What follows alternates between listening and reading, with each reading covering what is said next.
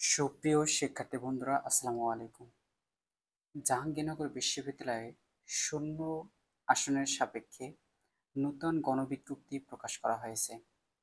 দেন এখানে বেসিক্যালি যারা এখনো সাবজেক্ট ভর্তি হয়েছে কিন্তু বাতিল করেছে, পরবর্তীতে অন্যান্য ইউনিভার্সিটিতে ভর্তি বাতিল করার সাপেক্ষে শিক্ষার্থীদের সাবজেক্ট ভিত্তিক শূন্য আসনের বিপরীতে গণবিজ্ঞপ্তি আবেদনের সময়সূচি প্রকাশ করা হয়েছে।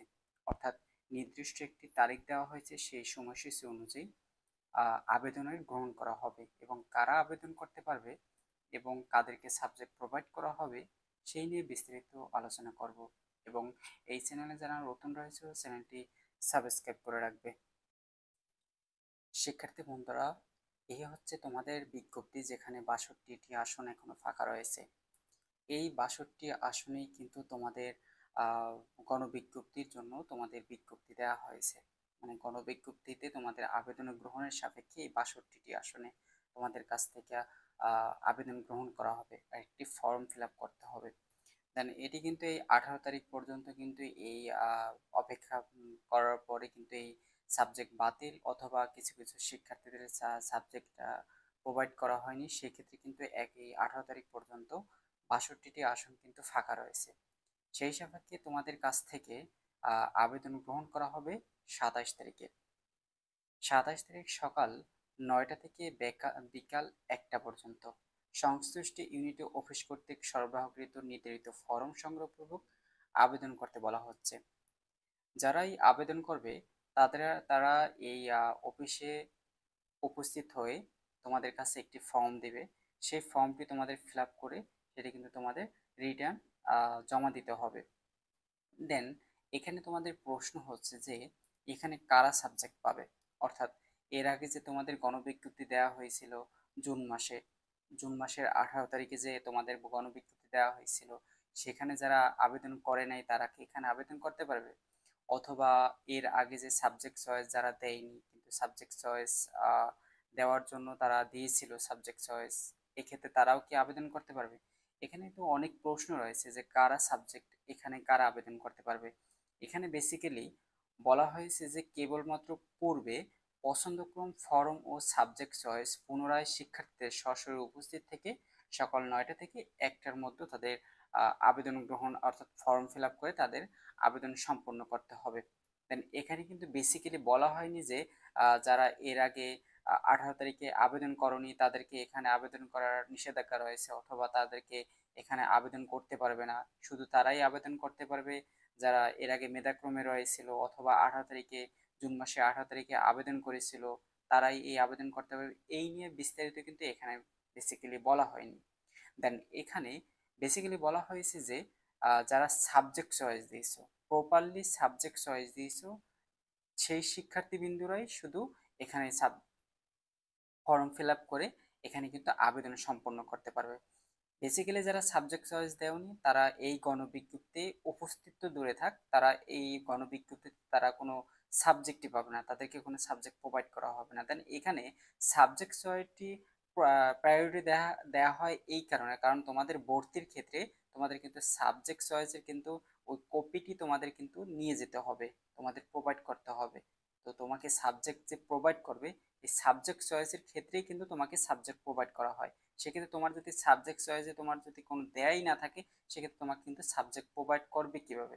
সেক্ষেত্রে যারা সাবজেক্ট চয়েস দেওনি তাদেরকে কিন্তু এই গণবিজ্ঞপ্তিতে তারা উপস্থিত থাকতে পারবে না অথবা তাদেরকে এখানে আবেদন করার কোনো প্রয়োজনীয়তা নেই।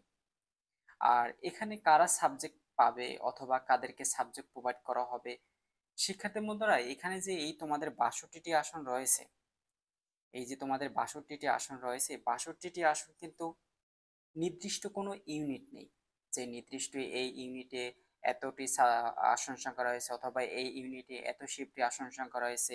এর আগে যে তোমাদের শূন্য আসনের যে দেয়া হয়েছিল বিজ্ঞপ্তি যে এই ইউনিট ভিত্তিক এতটি আসন ফাঁকা রয়েছে বা এই শিফট ভিত্তিক এতটি আসন ফাঁকা রয়েছে, এই নিয়ে কিন্তু এর আগে কিন্তু বিজ্ঞপ্তি দেওয়া হয়েছিল, কিন্তু এখন এই যে বিজ্ঞপ্তি দেওয়া হয়েছে বেসিক্যালি এই নোটিশই দেওয়া হয়েছে যে ৬২টি আসন রয়েছে। তাই এখন কোন ইউনিটে কয়টি আসন ফাঁকা রয়েছে সেই নিয়ে কিন্তু বলা হয়নি। তো তোমরা সকলেই শিক্ষার্থীরা যে যে ইউনিটে রয়েছে সকল শিক্ষার্থী উপস্থিত থাকবে, যারা সাবজেক্ট চয়েস দিয়েছিলে সকলেই উপস্থিত থাকবে। তো তোমাদের যোগ্যতা অনুযায়ী স্কোর ভিত্তিক অনুযায়ী তোমাদের কিন্তু সাবজেক্ট প্রোভাইড করা হবে। তো সাবজেক্ট প্রোভাইড করার ক্ষেত্রে তোমাদের কিন্তু এর আগে অনেক ভিডিও দিয়েছি যে কাদেরকে সাবজেক্ট প্রোভাইড করা হয় এবং কাদেরকে সাবজেক্ট প্রোভাইড করা হয় না। যে কোনো সাবজেক্টের যোগ্যতা রয়েছে সেই ক্ষেত্রে কিন্তু সাবজেক্ট প্রোভাইড করা হয়।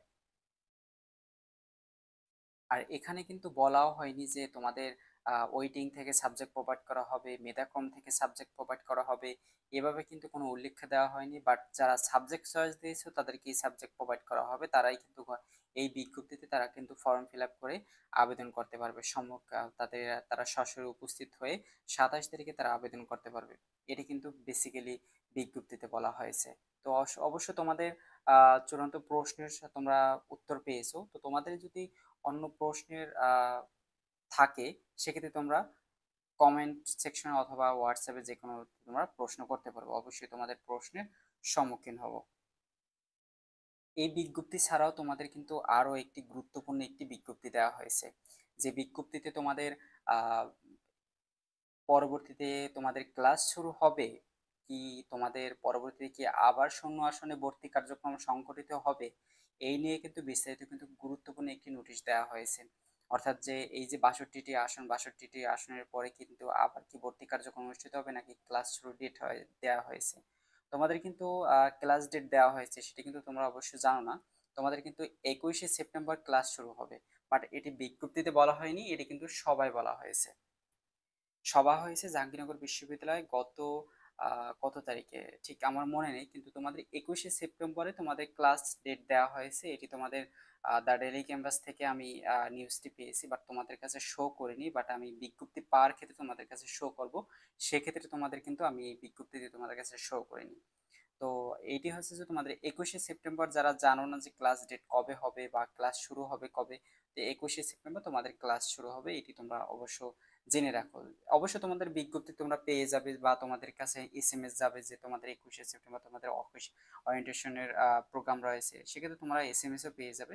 তোমাদের অগ্রিম বলে রাখলাম যে তোমাদের 21শে সেপ্টেম্বর ক্লাস শুরুর ডেট দেওয়া হয়েছে।